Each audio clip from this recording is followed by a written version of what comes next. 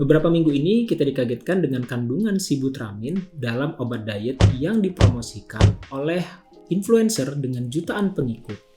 Sebahaya apa obat tersebut jika dikonsumsi secara terus-menerus untuk menurunkan berat badan?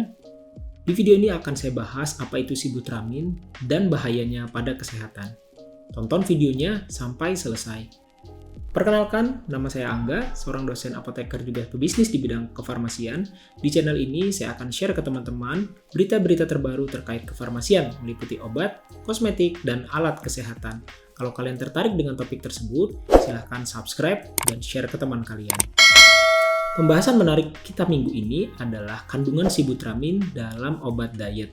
Nah, perlu diketahui dulu bahwa obat diet umumnya terdiri dari dua jenis. Yang pertama adalah obat tradisional dan yang kedua adalah obat daftar G.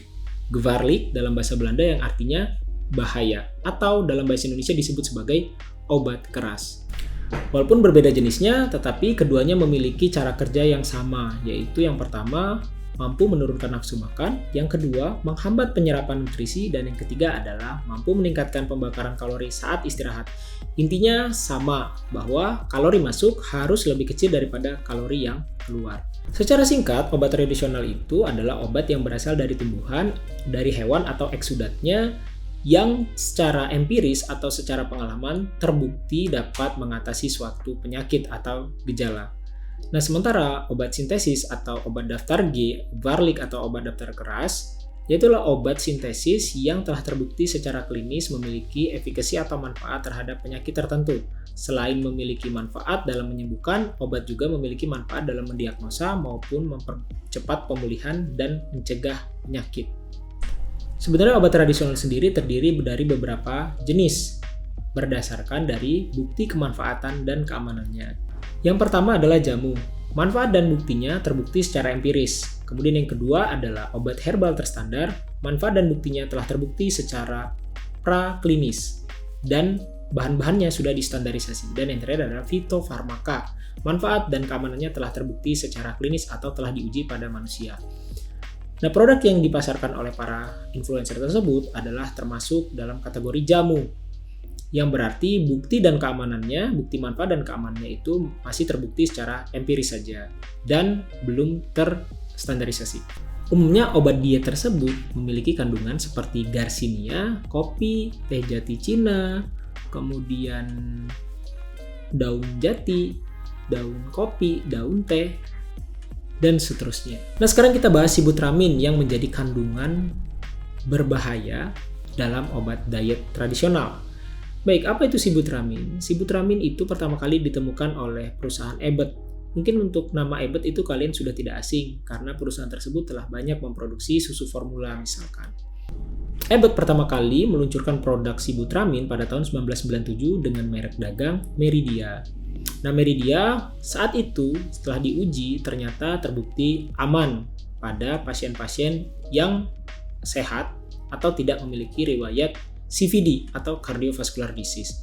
Nah, namun memang beberapa penelitian ke belakang ini ya di tahun 2000-an ke atas ternyata menunjukkan ada dampak negatif jika pasien tersebut memiliki riwayat CVD. Pada akhirnya sibutramine atau Meridia tersebut tetap bisa diedarkan tetapi tidak boleh untuk pasien dengan riwayat CVD atau cardiovascular disease. Nah, sibutramine sendiri merupakan obat golongan SNRI yaitu serotonin norepinephrine reuptake inhibitor. Obat ini adalah fungsinya mencegah reuptake dari serotonin dan norepinephrine.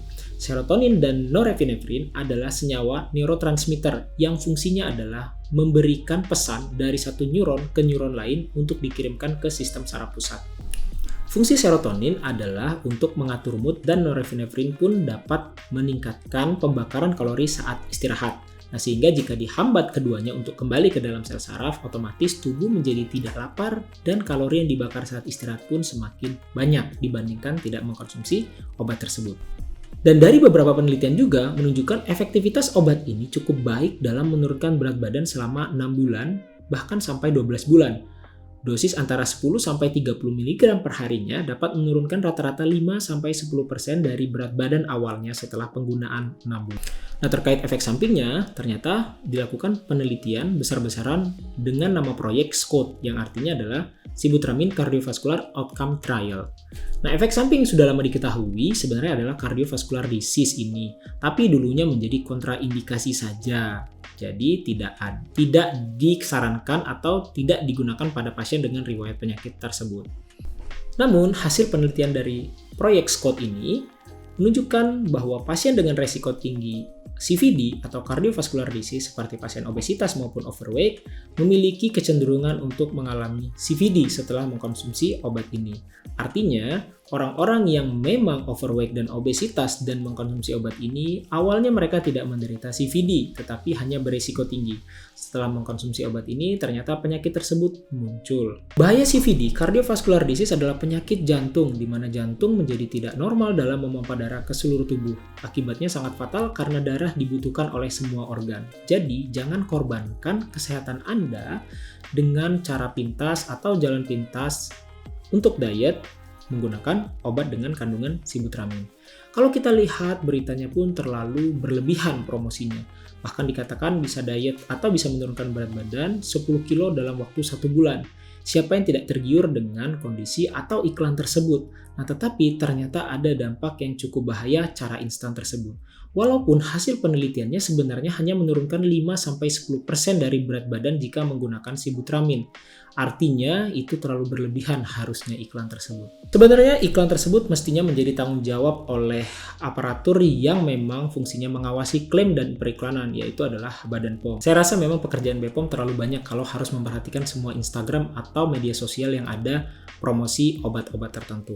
Oke, kita balik lagi terkait dengan CVD atau cardiovascular disease. Nah, untuk mengetahui apakah kalian termasuk yang rentan terhadap CVD, kalian bisa cek kondisi kalian pada website ini. Di website ini merupakan kalkulator untuk menghitung potensi atau tingginya resiko kalian dalam mendapatkan atau memperoleh penyakit kardiovaskular. Nah, studi yang dilakukan selama 6 tahun tersebut, jadi studi SCOTE tadi selain melibatkan banyak orang, 9.800, juga dilakukan dalam waktu yang tidak sebentar, yaitu selama 6 tahun, sehingga hasil atau data yang diperoleh pun bisa kita percaya. Nah, dengan alasan tersebut, dengan bukti-bukti yang sudah kuat, EMA atau BPOM-nya Eropa memutuskan untuk menghentikan atau menarik peredaran dari obat sibutramine saat itu pada tahun 2010. Alasannya adalah resiko yang ditimbulkan itu lebih berbahaya atau lebih tinggi dibandingkan manfaat yang didapatkan saat mengkonsumsi obat sibutramine. Lagi pula, pada penelitian tersebut juga terbukti bahwa ketika dihentikan penggunaan sibutramine itu tidak ada dampak lanjutan. Sehingga kalau dihentikan ya selesai berarti kemampuan dalam menurunkan berat badannya. Otomatis kita harus mengkonsumsinya sampai berat yang kita inginkan tercapai. Nah, untuk pasien yang overweight dan obesitas, seperti yang saya jelaskan, ini akan berbahaya pastinya karena dikonsumsi setiap hari. Nah, meskipun sudah dilarang baik di Amerika, Eropa maupun di Indonesia, tapi kalau kita cari obat tersebut di marketplace, misalkan di toko hijau, ternyata masih banyak yang menjualnya. So, hati-hati dalam membeli obat. Kesimpulannya, efektivitas sibutramine memang telah terbukti secara ilmiah bahwa mampu menurunkan berat badan.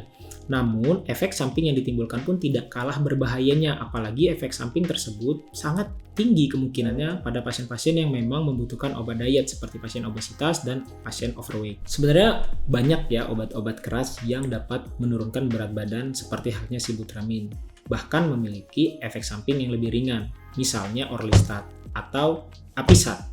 Tapi obat-obat tersebut adalah obat keras yang tidak bisa kalian beli tanpa resep dokter.